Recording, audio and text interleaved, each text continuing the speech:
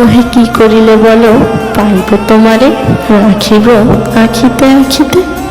তোমারে আমি পাইয়াছিলাম, তবে ধইরা রাখার পারি নাই।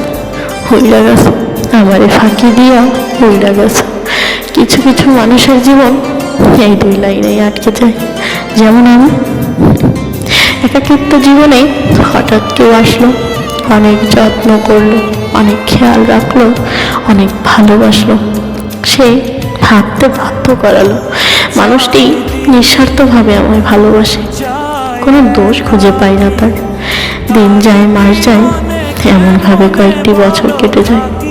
তারপর আসলো সেই সময়, ওই যে মানুষ কথায় বলে না, তুমি সুখী সুখ লই আসো অনেকদিন, তোমার দুঃখ লইবে কেউ, ঠিক তেমন মানুষটি কেমন যেন ব্যস্ত হয়ে পড়ল।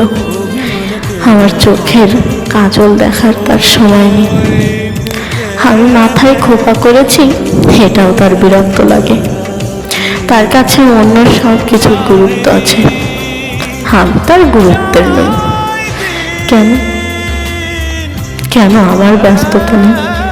আমি কেন তার ব্যস্ততায় নিজেকে অসুখের সাগরে তলিয়ে নিয়ে যাচ্ছি? তবে হুমায়ুন ফরিদি কেন বলেছিল, ভালোবাসতে গেলে এক বুক সমুদ্র নিয়ে ভালোবাসো। আমি তো ভালোবেসেছিলাম, আমি তার ভালোবাসায় মুগ্ধ হয়েই ভালোবেসেছিলাম। তাকে বুঝিয়েছিলাম সে কতটা গুরুত্বের আমার জীবনে। আমি তাকে হারিয়ে ফেলেছি, আমার মন বলে। আমি নিজেকে খাঁচায় বন্ধ করে রেখেছি। আমার জীবনে আবার প্রেমের হাওয়া লাগে, আমি গায়ে মাখি না, গ্রহণও আর করি না। আমি জানি এই হাওয়া ক্ষণিকের সুখের দাগ শরীরে লাগিয়ে দুঃখের বোঝা দিয়ে যাবে সারা জীবন।